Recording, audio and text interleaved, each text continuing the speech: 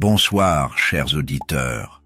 Bienvenue dans cette nouvelle aventure audio spécialement conçue pour vous accompagner dans un moment de détente et de calme. Ce soir, nous plongeons dans une histoire inédite mettant en scène le légendaire détective belge Hercule Poirot, imaginé dans l'univers captivant d'Agatha Christie. Avec son esprit vif et ses méthodes déconcertantes, Poirot va résoudre une énigme aussi mystérieuse qu'inattendue. L'indice dans la tasse brisée. Fermez les yeux. Laissez-vous porter par cette intrigue pleine de rebondissements. Et laissez votre esprit vagabonder dans ce monde de suspense et de réflexion. Bonne écoute et douce pensée. Dans une petite ville paisible du Devonshire, un accident apparemment banal, la chute d'une tasse de thé, devient le point de départ d'une enquête complexe. Hercule Poirot, invité un week-end chez des amis, se retrouve confronté à une série d'événements suspects qui semblent liés à cette tasse brisée. Derrière ce détail anodin se cache peut-être un crime soigneusement dissimulé. Armé de sa célèbre méthode des petites cellules grises, Poirot devra démêler les mensonges, analyser les indices et percer les secrets des personnages hauts en couleur qui peuplent cette maison isolée. Entre rivalité familiale, amour caché et ambition dévorante, chaque pièce du puzzle semble mener à une vérité plus sombre que prévu. Mais Poirot ne se laisse jamais tromper. Pour lui, même un simple morceau de porcelaine peut parler. Chapitre 1. Le calme. Avant la tempête. C'était une matinée paisible dans la campagne anglaise, où l'air frais portait encore les promesses de l'été finissant. Rosewood Manor, une demeure élégante nichée au cœur du Devonshire, semblait suspendue dans un éternel état de grâce. Ses murs de pierre grise couverts de lierre témoignaient d'un passé prestigieux, tandis que ses jardins parfaitement entretenus exhalaient des senteurs de lavande et de roses tardives. À l'intérieur, les rideaux étaient tirés juste, assez pour laisser filtrer la lumière dorée du soleil levant. La salle à manger était déjà animée par le bavardage léger des invités, tous rassemblés autour d'une table richement garnie. Des fleurs fraîches ornèrent le centre, et la porcelaine fine cliquetait doucement sous les mains expertes des domestiques. Parmi ces invités se trouvait Hercule Poirot, dont la silhouette impeccablement vêtue ne passait jamais inaperçue. Sa moustache cirée, son costume 3 pièces et sa démarche mesurée attiraient toujours les regards curieux. « Ah, mon cher ami, je ne savais pas que vous aimiez la campagne », plaisanta M. Harrington en servant une tasse de thé fumant. Poirot ajusta machinalement sa moustache avant de répondre, avec ce sourire modeste qui lui était propre. La campagne, mon cher monsieur, est souvent un théâtre des passions humaines, tout aussi fascinant que les rues animées de Londres. Et puis, il y a toujours quelque chose à observer, n'est-ce pas? Une simple feuille morte peut raconter une histoire si l'on prend le temps de l'écouter. Les autres convives sourirent poliment, bien que certains semblaient intrigués par la remarque. Après tout, Poirot n'était pas seulement un détective célèbre, il était aussi un homme aux idées singulières, capable de voir des mystères là où d'autres ne voyaient que banalité. Alors que chacun s'installait confortablement, un cri strident retentit depuis l'autre bout de la pièce. Tous se retournèrent pour découvrir Miss Evelyn Carter, une jeune femme nerveuse aux cheveux roux flamboyants, fixant le sol avec horreur. À ses pieds gisait une tasse de porcelaine fine, désormais réduite en morceaux. Le thé avait formé une flaque sombre sur le tapis persan, créant une tache irrégulière qui contrastait avec les motifs floraux délicats. « Oh, c'est ma faute. J'ai trébuché sur ce tapis ridicule, » balbutia-t-elle, visiblement embarrassée. Ses joues étaient rouges, et ses mains tremblaient légèrement, alors qu'elle tentait de ramasser les morceaux brisés. Mrs. Harrington soupira, mais avec une indulgence teintée de fatigue. « Ce n'est rien, ma chère. Je vais demander à Betty de nettoyer cela immédiatement. » Elle fit signe à la domestique, qui attendait discrètement près de la porte, et celle-ci s'avança rapidement avec un plateau pour récupérer les débris. Mais Poirot, qui jusqu'alors sirotait tranquillement son thé, fronça légèrement les sourcils. Il se leva, contourna la table et s'accroupit près des fragments de porcelaine. Ses yeux pétillants parcoururent chaque morceau avec une attention presque obsessionnelle. Il remarqua une petite entaille inhabituelle sur l'un des fragments, ainsi qu'une trace sombre qui ne ressemblait pas à du thé. « Intéressant », murmura-t-il, presque pour lui-même. « Qu'y a-t-il donc d'intéressant dans une tasse brisée ?» demanda M. Harrington, amusé mais légèrement perplexe. Poirot se redressa lentement, un léger sourire flottant sur ses lèvres. « Peut-être rien, ou peut-être tout. Nous verrons bien. » La journée continua sans autre incident notable, mais Poirot sentait déjà que quelque chose clochait. Les regards furtifs échangés entre certains invités, les silences subtils, tout cela alimentait son intuition légendaire. Ce qui semblait être un accident banal pourrait bien être le prélude à une affaire bien plus sinistre. Plus tard dans la matinée, alors que les invités profitaient d'une promenade dans les jardins, Poirot s'arrêta près d'un vieux, banc en bois, dissimulé sous un saule pleureur. C'est là qu'il croisa Lady Beatrice Ashworth, une femme discrète, mais dont les yeux pénétrants semblaient toujours scruter les alentours. « Vous semblez préoccupée, madame ?» observa Poirot, avec douceur. Lady Beatrice sursauta légèrement, comme prise au dépourvu. « Oh non, pas du tout. C'est simplement cette maison. Elle cache tant de secrets. » Poirot haussa un sourcil. « Des secrets, dites-vous? Peut-être devriez-vous me les confier. Après tout, un secret partagé n'est plus un fardeau. » Elle hésita, puis secoua la tête. « Non, je ne peux pas encore. » Cette réponse intrigua davantage Poirot. Quel secret pouvait bien hanter Rosewood Manor? Et pourquoi Lady Béatrice semblait-elle si anxieuse? La soirée arriva rapidement, apportant avec elle une atmosphère plus feutrée. Les conversations étaient légères, mais Poirot percevait toujours cette tension sous-jacente. Il décida de se retirer tôt, prétextant une légère fatigue, mais en réalité, il voulait réfléchir calmement à ce qu'il avait observé. Dans sa chambre, il sortit son carnet de notes et commença à écrire « La tasse brisée »,« l'entaille »,« étrange », la trace sombre, les regards fuyants, les silences pesants. Tout cela forme un tableau incomplet mais prometteur. Mes petites cellules grises doivent travailler maintenant. Et tandis qu'il écrivait, il sentit que cette affaire, bien qu'apparemment mineure, pourrait bien révéler des vérités beaucoup plus profondes. Après tout, même dans les coins les plus tranquilles, les passions humaines peuvent bouillonner dangereusement.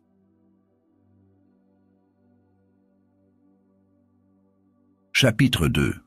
Les secrets de Rosewood Manor. Le lendemain matin, l'atmosphère à Rosewood Manor semblait avoir retrouvé une certaine normalité.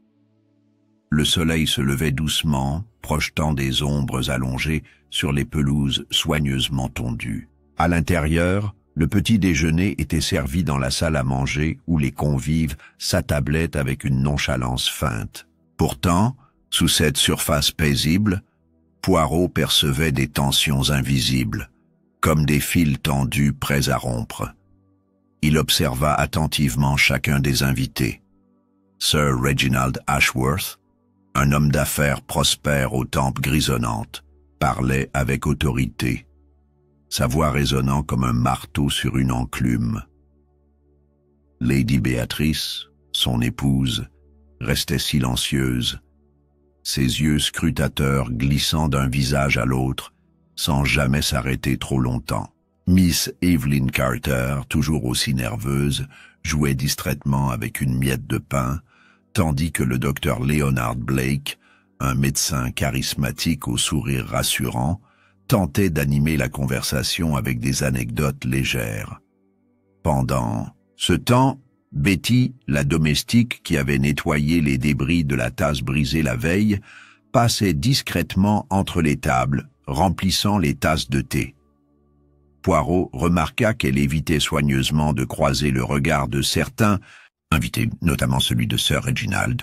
Il y avait quelque chose dans son attitude, peut-être une tension dans ses épaules, ou une légère hésitation dans ses mouvements, qui piqua sa curiosité. Après le repas, Poirot décida de se promener dans la propriété pour mieux comprendre l'environnement et les relations entre les résidents. C'est alors qu'il rencontra Betty dans le couloir menant à la cuisine. Elle semblait préoccupée, son plateau vide serré contre sa poitrine comme un bouclier. « Vous semblez soucieuse, mademoiselle, » dit Poirot avec douceur, s'approchant lentement pour ne pas l'effrayer. Betty leva les yeux vers lui, surprise. « Oh non, monsieur, ce n'est rien. » Poirot inclina légèrement la tête, un sourire compréhensif flottant sur ses lèvres. « Je suis un vieil homme, mais j'ai appris que parfois, parler peut soulager l'esprit. Si vous avez quelque chose à dire, je serais heureux de vous écouter. » Elle hésita un instant, puis murmura, « C'est à propos de la tasse brisée. Hier soir. » Poirot fronça imperceptiblement les sourcils, intrigué. « Oui, que s'est-il passé exactement ?» Betty jeta un coup d'œil rapide autour d'elle, vérifiant que personne ne pouvait les entendre. « Lorsque j'ai ramassé les morceaux, j'ai trouvé quelque chose qui ne devrait pas être là. » Elle plongea la main dans la poche de son tablier et en sortit un petit objet brillant. Poirot reconnut immédiatement un bijou incrusté de diamants, une broche élégante mais coûteuse. « D'où vient cela ?» demanda-t-il, prenant l'objet délicatement entre ses doigts. Betty secoua la tête, visiblement anxieuse.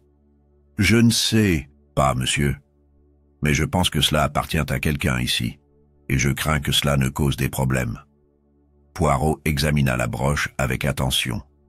Elle portait une gravure fine sur le fermoir, presque invisible à l'œil nu. Les initiales B.A., B.A., répéta-t-il pensivement. Lady Béatrice Ashworth, peut-être. Betty haussa les épaules, ses mains tremblant légèrement. Je ne sais pas, monsieur, mais si c'est elle, pourquoi aurait-elle laissé tomber une chose aussi précieuse dans une tasse de thé? Et pourquoi personne n'a encore signalé sa disparition? Poirot hocha lentement la tête. Cette découverte ajoutait une nouvelle couche de mystère à l'affaire. Une broche aussi précieuse ne pouvait pas être négligée. Si elle appartenait à Lady Béatrice, pourquoi ne l'avait-elle pas mentionnée? Et si elle n'était pas à elle, à qui appartenait-elle? « Merci de me l'avoir montré, Betty, » dit-il finalement. « Je vais garder cela pour l'instant, mais je vous conseille de ne pas en parler à quiconque. Cela pourrait compliquer les choses. » Betty acquiesça rapidement, visiblement soulagée de se décharger du fardeau. Elle reprit son plateau et s'éloigna, laissant Poirot seul dans le couloir. Il resta un moment immobile, réfléchissant. La présence de la broche dans la tasse brisée n'était pas un hasard. Quelqu'un l'avait placée là intentionnellement, soit pour la dissimuler, soit pour envoyer un message. Mais qui? Et pourquoi? Poirot décida de poursuivre son exploration de la maison. Il monta à l'étage, où se trouvaient les chambres des invités. Chaque porte était fermée, mais il entendit des bribes de conversation derrière celle de Sir Reginald et Lady Béatrice. Curieux, il s'approcha discrètement. « Tu ne comprends pas, cela pourrait tout ruiner, » disait Sir Reginald, sa voix basse mais intense. « Ce n'est pas ma faute si tu as pris des décisions imprudentes. répondit Lady Béatrice, son ton glacial. Et maintenant, nous devons gérer les conséquences. Poirot fronça les sourcils. De quoi parlait-il? Était-ce lié à la broche? Ou y avait-il autre chose? Il s'éloigna avant d'être surpris et continua son inspection. Dans le couloir, il tomba sur Miss Evelyn Carter, qui semblait perdue dans ses pensées. Elle tenait un livre à la main, mais ses yeux étaient fixés sur le sol. « Mademoiselle Carter !» l'interpella Poirot poliment. Elle sursauta surprise. « Oh, monsieur Poirot, je ne vous avais pas vu. »« Vous semblez troublé, » observa-t-il. Elle hésita, puis soupira. « Je ne sais pas ce qui se passe ici, mais j'ai l'impression que quelque chose ne va pas. Tout le monde est si distant, comme s'il cachait quelque chose. » Poirot hocha la tête, partageant son sentiment. « Peut-être que vous avez raison, mais n'ayez crainte, mes petites cellules grises travaillent déjà à démêler ce mystère. » Miss Evelyn esquissa un sourire timide avant de s'éloigner, laissant Poirot seul avec ses réflexions. De retour dans sa chambre, il sortit son carnet de notes et commença à écrire « La broche. Les initiales B.A. La dispute entre Sir Reginald et Lady Béatrice. Les regards fuyants. Tous ces éléments doivent être connectés. Mais comment? » Il se mit à marcher de long en large, réfléchissant à haute voix. La tasse brisée n'était pas un accident. La broche a été placée là intentionnellement. Mais par qui? Et dans quel but? Peut-être pour accuser quelqu'un ou pour protéger un secret. Soudain, une idée lui traversa l'esprit. Et si la tasse brisée n'était pas seulement un indice, mais aussi une diversion, un moyen de détourner l'attention d'un crime plus grave, il décida de fouiller plus profondément dans les relations entre les invités. Après tout, même dans les maisons les plus calmes, les passions humaines peuvent conduire à des actes désespérés, et Poirot sentait que Rosewood Manor cachait bien plus qu'une simple tasse brisée.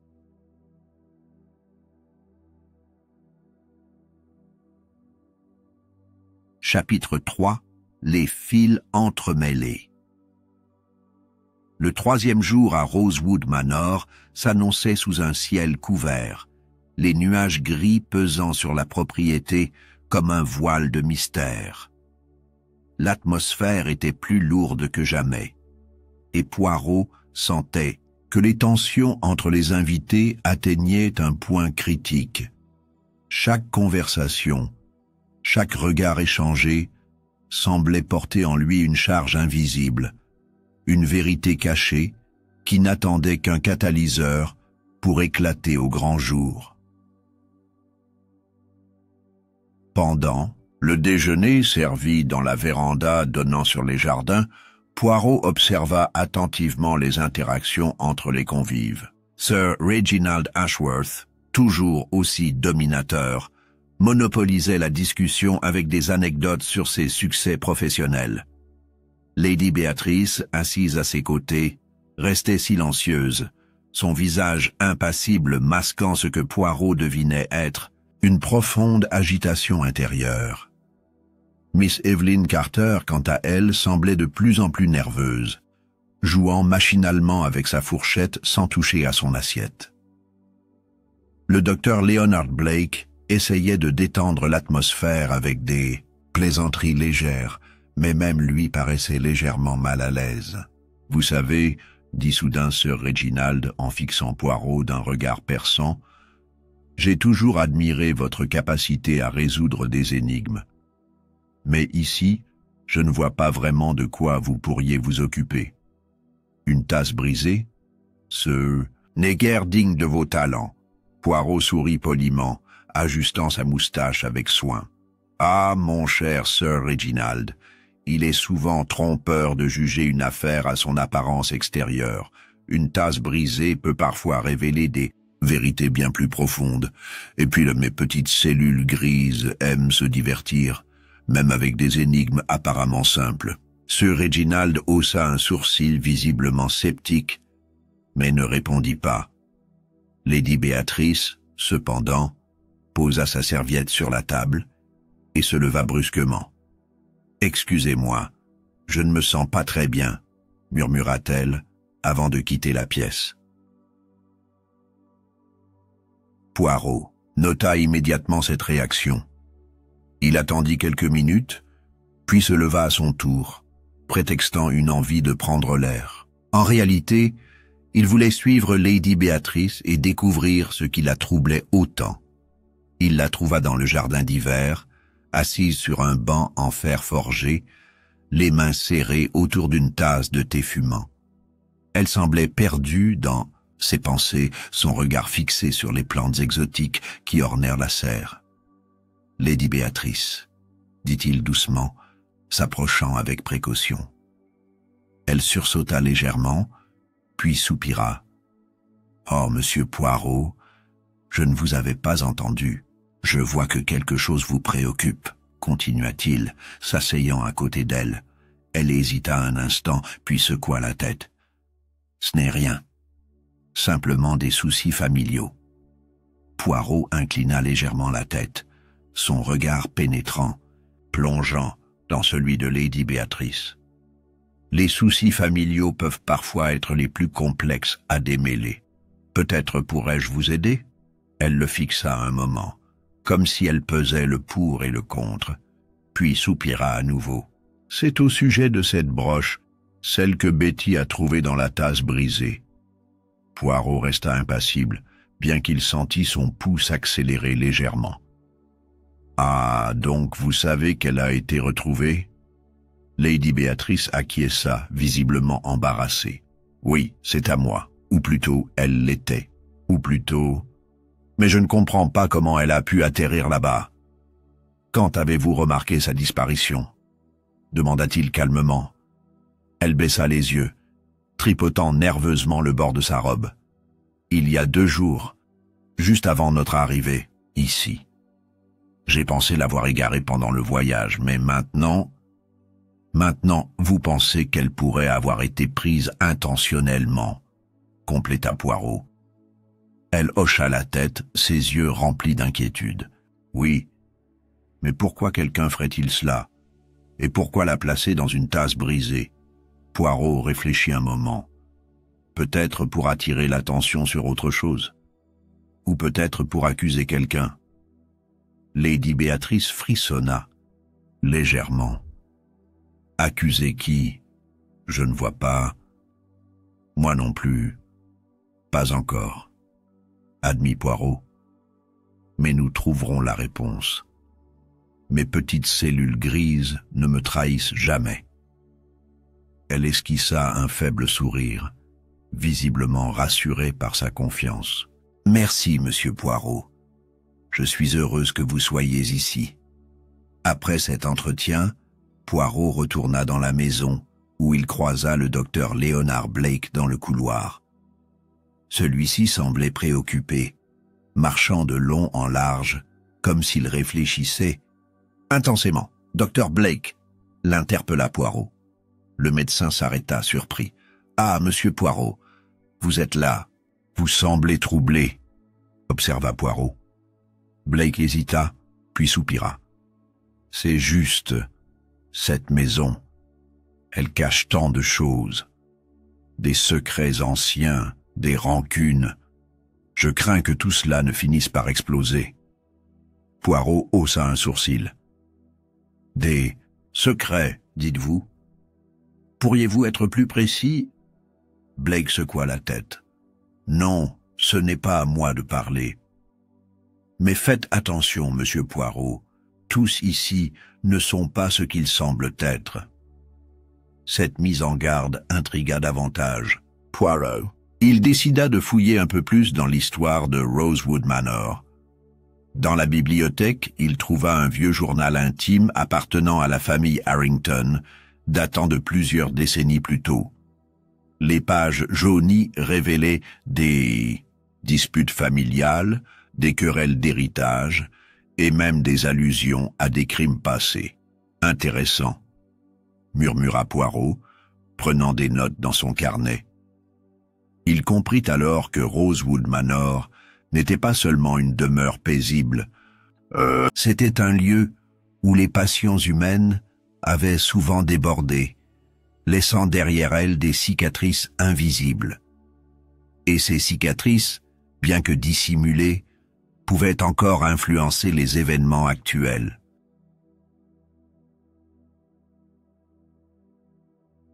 Chapitre 4. Les ombres du passé. Le 4e jour à Rosewood Manor s'annonçait sous une pluie fine et persistante, enveloppant la propriété d'une brume légère qui semblait accentuer le mystère ambiant. À l'intérieur, les invités passaient le temps comme ils pouvaient, certains lisant près de la cheminée, d'autres jouant aux cartes dans un coin du salon. Mais Poirot sentait que cette apparente tranquillité n'était qu'un masque, derrière lequel se cachaient des vérités bien plus sombres. Il avait passé une grande partie de la matinée à étudier le journal intime découvert dans la bibliothèque. Les pages jaunies révélaient des histoires troublantes, des querelles familiales autour de l'héritage de Rosewood Manor, des accusations de trahison et même des allusions à des crimes non résolus. Une phrase en particulier attira son attention. Les secrets ne meurent jamais, ils dorment simplement, attendant le moment propice pour ressurgir. Poirot referma doucement le journal et se leva. Il décida d'interroger discrètement chacun des invités, espérant ainsi éclaircir certains points obscurs. Sa première étape fut Sir Reginald Ashworth, qu'il trouva dans le fumoir, savourant un cigare tout en parcourant les pages d'un journal financier. « Sir Reginald, commença Poirot, puis-je vous poser une question ?» L'homme releva les yeux, visiblement surpris par cette intrusion. « Bien sûr, monsieur Poirot. Que voulez-vous savoir ? Vous semblez très attaché à cette maison, observa Poirot. Y a-t-il une raison particulière ?» Sir Reginald tira une bouffée de son cigare avant de répondre. Rosewood Manor est une propriété prestigieuse. Elle représente, comment dire, une certaine idée de réussite. Mon épouse et moi avons toujours aimé cet endroit. Poirot hocha la tête, mais il remarqua une légère hésitation dans la voix de Sir Reginald. Et pourtant j'ai lu dans le journal de famille que cette maison a connu des périodes difficiles, des disputes, des rancunes. Sir Reginald fronça les sourcils, visiblement mal à l'aise. Oui, il y a eu des tensions dans le passé. Mais cela n'a rien à voir avec nous. Nous sommes ici pour profiter de la compagnie de nos amis, pas pour exhumer de vieux squelettes. Poirot acquiesça poliment, bien qu'il ne soit pas convaincu. Bien sûr, bien sûr. Mais parfois, les vieux squelettes ont tendance à refaire surface, n'est-ce pas ? Sir Reginald ne répondit pas, préférant reporter son attention sur son journal. Poirot comprit qu'il n'en tirerait rien de plus pour le moment. Son prochain entretien fut avec Miss Evelyn Carter, qu'il trouva dans la salle de musique, assise devant un piano ancien. Elle jouait distraitement quelques notes, mais sans véritable enthousiasme. « Mademoiselle Carter, » dit-il doucement, « puis-je m'asseoir avec vous un instant ?» Elle sursauta légèrement, puis sourit timidement. « Bien sûr, monsieur Poirot. »« Vous semblez préoccupé, » observa-t-il. Elle soupira, ses doigts glissant lentement sur les touches du piano. « Je ne sais pas pourquoi, mais j'ai l'impression que quelque chose va arriver, quelque chose de terrible. Pourquoi pensez-vous cela ?» demanda-t-il, intrigué. Elle hésita, puis murmura. « C'est juste. Cette maison, elle me donne la chair de poule. Et puis, il y a ces regards, ces silences. » Poirot inclina la tête, comprenant ce qu'elle voulait dire. « Vous sentez que tout le monde cache quelque chose. » Elle hocha la tête, ses yeux remplis d'inquiétude. « Oui, et je ne sais pas quoi faire. » Poirot lui adressa un sourire rassurant. « Ne craignez rien, mademoiselle Carter. Mes petites cellules grises travaillent déjà à démêler ce mystère. Si quelqu'un doit être inquiet, ce n'est pas vous. » Elle esquissa un faible sourire, visiblement soulagée par ses paroles. Après cet entretien, Poirot décida de parler au docteur Leonard Blake, qu'il trouva dans le jardin, marchant sous la pluie avec un parapluie. « Docteur Blake ?» l'interpella-t-il. « Puis-je me joindre à vous ?» Le médecin sourit et ouvrit son parapluie pour couvrir Poirot. « Bien sûr, monsieur Poirot. Que puis-je faire pour vous ? Je voudrais en savoir plus sur vos relations avec les autres invités, » expliqua Poirot. « Vous semblez très proche de certains d'entre eux. » Blake haussa les épaules. « Je connais Sir Reginald et Lady Béatrice depuis des années. Quant à Miss Evelyn, elle est une amie de longue date. Et pourtant, vous m'avez dit hier que tous ici ne sont pas ce qu'ils semblent être, » rappela Poirot. Blake soupira, visiblement mal à l'aise. « Oui, c'est vrai, mais je ne peux pas en dire plus. Cela ne m'appartient pas. » Poirot fronça légèrement les sourcils. « Cependant, si cela peut aider à résoudre cette affaire... » Blake secoua la tête.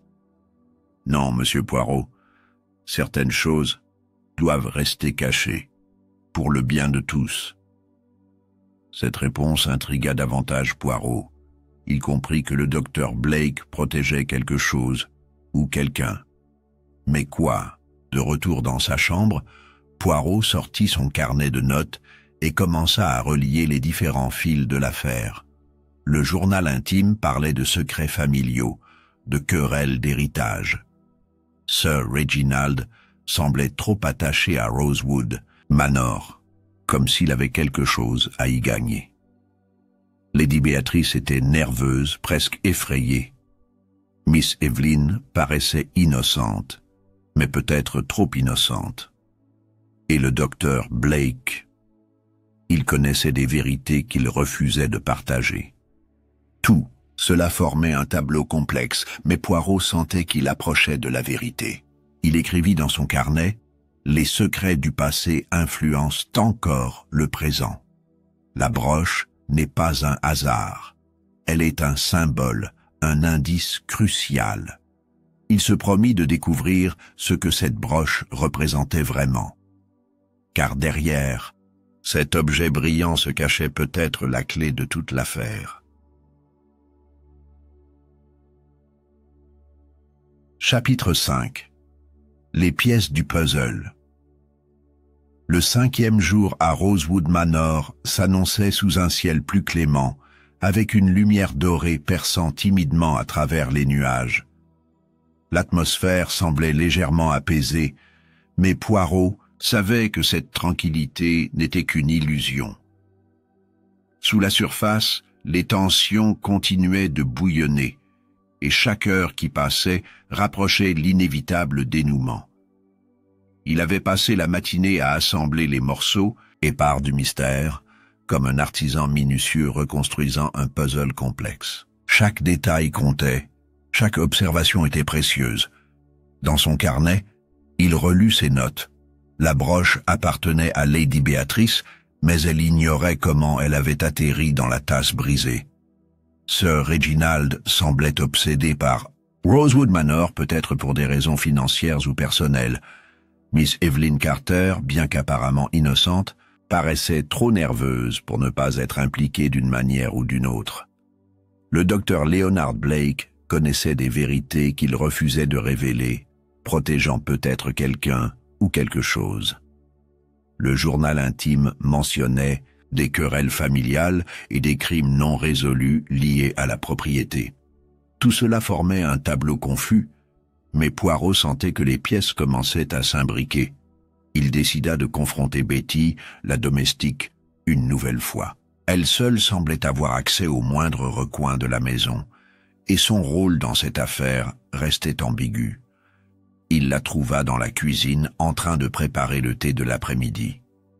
Elle sursauta légèrement en le voyant entrer, mais tenta de masquer son malaise derrière un sourire forcé.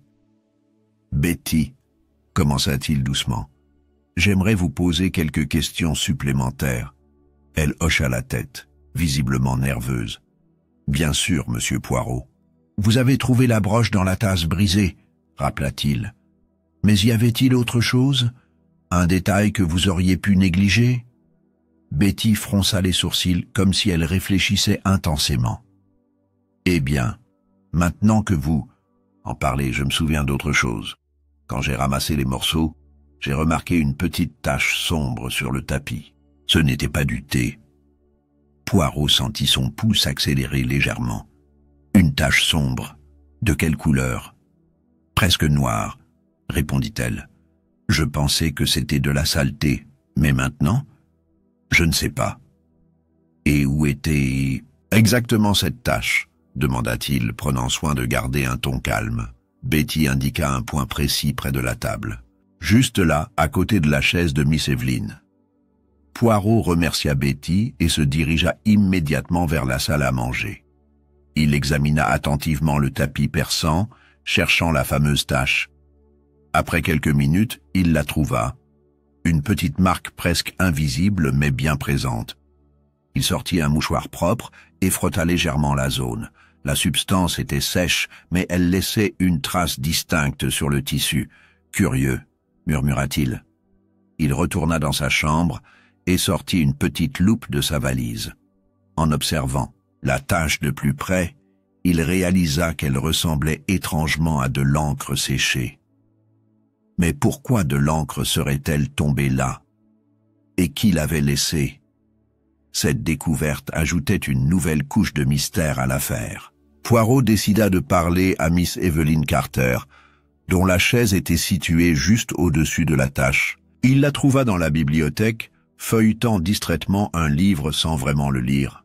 « Mademoiselle Carter, » dit-il doucement, « puis-je vous poser une question ?» Elle leva les yeux, surprise. « Bien sûr, monsieur Poirot. Rappelez-vous, la scène de la tasse brisée. Étiez-vous en train d'écrire ou de manipuler quelque chose avant que cela ne se produise ?»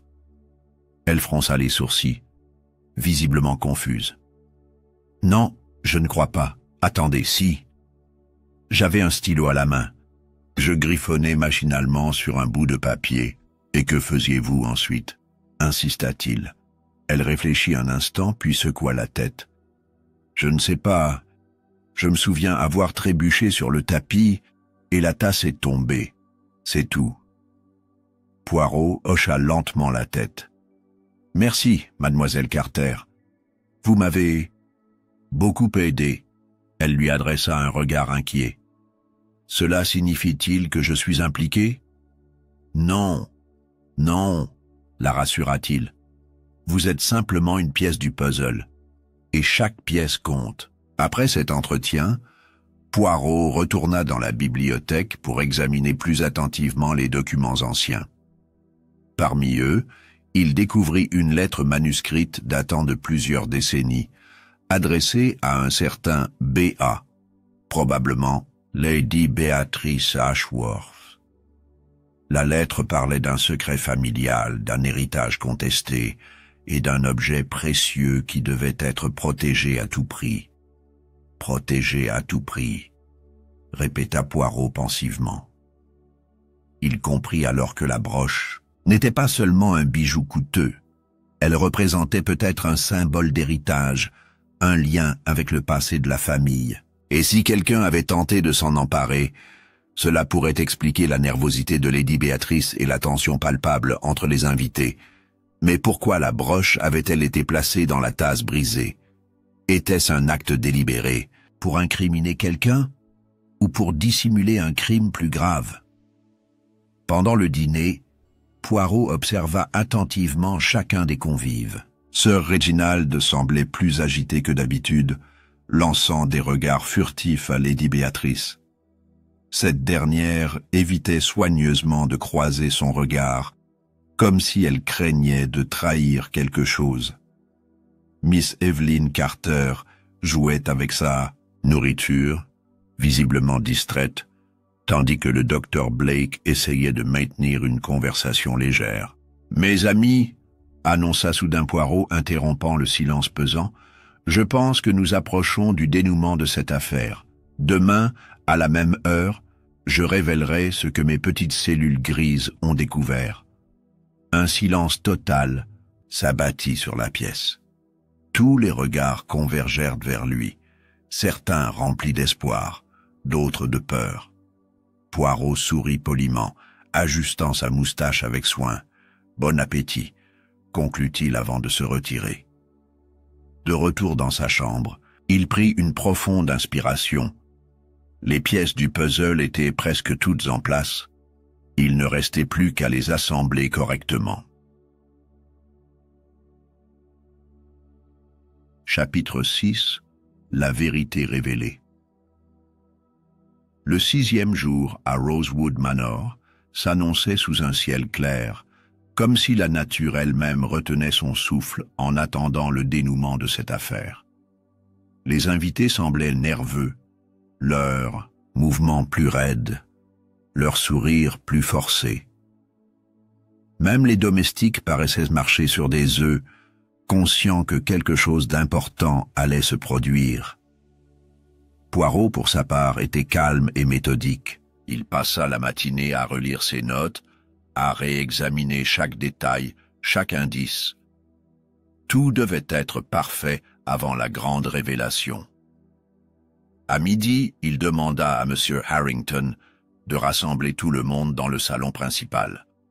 Lorsque tous furent installés, Sir Reginald, Lady Béatrice, Miss Evelyn Carter, le docteur Blake, ainsi que Betty, Poirot prit place au centre de la pièce, ajustant une dernière fois sa moustache impeccable. « Mes amis, » commença-t-il d'une voix posée mais pleine d'autorité, « nous voici réunis pour résoudre une énigme qui, bien qu'apparemment mineure, cache des vérités profondes et troublantes. Tout a commencé avec une simple tasse, brisée, mais comme je l'ai souvent dit, derrière les apparences les plus banales se cachent parfois les mystères les plus complexes. » Il fit une pause, laissant ses paroles résonner dans la pièce silencieuse. Tous les regards étaient fixés sur lui, certains remplis de curiosité, d'autres de tension palpable. « Permettez-moi de revenir au début, » poursuivit-il. La tasse brisée n'était pas un accident. Elle a été orchestrée avec soin, non pas pour causer du désordre, mais pour dissimuler autre chose. Et ce quelque chose, mes amis, est bien plus significatif qu'il n'y paraît. Il sortit la broche incrustée de diamants de sa poche et la tint devant lui, la lumière jouant sur ses facettes brillantes. Cette broche, appartenant à Lady Beatrice Ashworth, a été placée intentionnellement dans la tasse brisée. Mais pourquoi? Pourquoi quelqu'un prendrait-il la peine de cacher un objet aussi précieux de cette manière? Lady Béatrice serra les mains sur ses genoux, visiblement mal à l'aise. Sir Reginald fronça les sourcils, tandis que Miss Evelyn Carter baissait les yeux. Quant au docteur Blake, il semblait concentré, comme s'il anticipait ce qui allait suivre. Pour comprendre cela, continua Poirot, il nous faut remonter dans le temps. Le journal intime découvert dans la bibliothèque parle de querelles familiales, d'héritage contesté et d'un secret lié à cette maison. Ce secret, mes amis, tourne autour de cette broche. Elle n'est pas seulement un bijou coûteux, elle est un symbole d'héritage, un lien tangible avec le passé de la famille Ashworth. Il marqua une nouvelle pause, observant attentivement les réactions de chacun. Mais ce n'est pas tout. La broche n'a pas été simplement placée dans la tasse brisée. Elle a été utilisée pour détourner l'attention d'un autre événement, bien plus grave. Les invités échangèrent des regards perplexes. Poirot reprit. Lorsque Betty a ramassé les morceaux de la tasse, elle a remarqué une tache sombre sur le tapis. Cette tache, mes amis, n'était pas du thé, c'était de l'encre. Et cette encre provenait d'un document capital, un testament, modifié récemment par Sir Reginald Ashworth. Un murmure parcourut l'assemblée. Sir Reginald se leva brusquement, visiblement furieux. « C'est absurde. Je n'ai rien fait de tel. » Poirot leva une main apaisante. « Laissez-moi expliquer. Le testament original léguait une partie importante de l'héritage familial à Lady Béatrice. Mais Sir Reginald, poussé par des dettes croissantes et des ambitions personnelles, a décidé de modifier ce testament pour s'assurer que tout revienne à lui seul. Cependant, il savait que Lady Béatrice découvrirait rapidement cette supercherie. Alors, il a conçu un plan pour la discréditer, pour faire croire qu'elle avait tenté de voler la broche afin de financer une vie indépendante. Lady Béatrice porta une main tremblante à sa bouche. « C'est donc ça? Vous vouliez me piéger ?» Sir Reginald secoua la tête avec véhémence. « Non, vous ne comprenez pas. J'ai agi pour protéger notre famille. »« Protéger votre famille », répéta Poirot, son ton durcissant légèrement. « Ou protéger vos propres intérêts, car voyez-vous, mes amis, le véritable indice n'était pas la broche, ni même la tasse brisée. C'était la nervosité excessive de certaines personnes ici présentes. » Il se tourna vers Miss Evelyn Carter. « Mademoiselle Carter, vous avez joué un rôle involontaire dans cette affaire.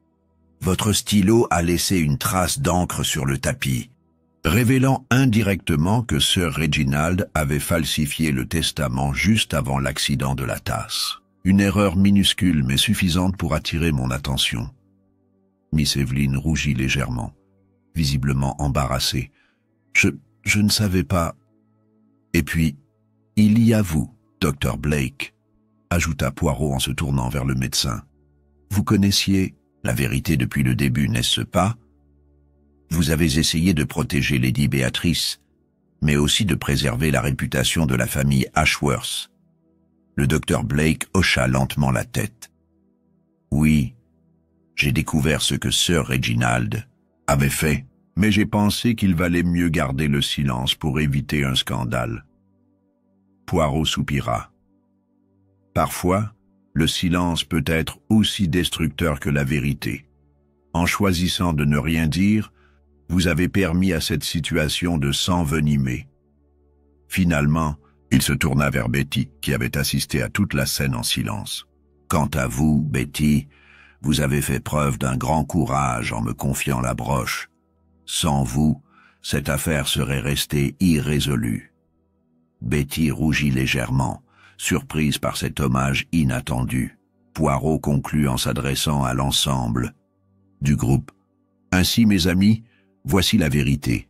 Sir Reginald Ashworth a tenté de manipuler l'héritage familial pour son propre bénéfice, utilisant la broche et la tasse brisée comme diversion. Mais grâce aux efforts combinés de chacun, ici présent, et surtout grâce à mes petites cellules grises, la vérité a finalement éclaté. » Un silence pesant s'abattit sur la pièce. Lady Béatrice se leva lentement, les larmes aux yeux. « Merci, monsieur Poirot. Vous avez sauvé non seulement mon honneur, mais aussi celui de notre famille. » Sir Reginald, vaincu, s'effondra sur son siège, le visage enfoui dans ses mains. Poirot sourit doucement, satisfait d'avoir résolu cette énigme. Souvenez-vous, mes amis, même dans les coins les plus tranquilles, les passions humaines peuvent conduire à des actes désespérés. Mais la vérité, aussi douloureuse soit-elle, finit toujours par ressurgir. Et avec ces mots, il quitta la pièce, laissant derrière lui une atmosphère chargée d'émotions, mais aussi d'espoir pour un nouveau départ. Et voilà, chers auditeurs, c'est ici que s'achève cette aventure captivante avec Hercule Poirot dans l'énigme de la tasse brisée. J'espère que cette histoire pleine de mystère et de suspense vous a transporté dans l'univers fascinant d'Agatha Christie, tout en vous offrant un moment de détente et de calme.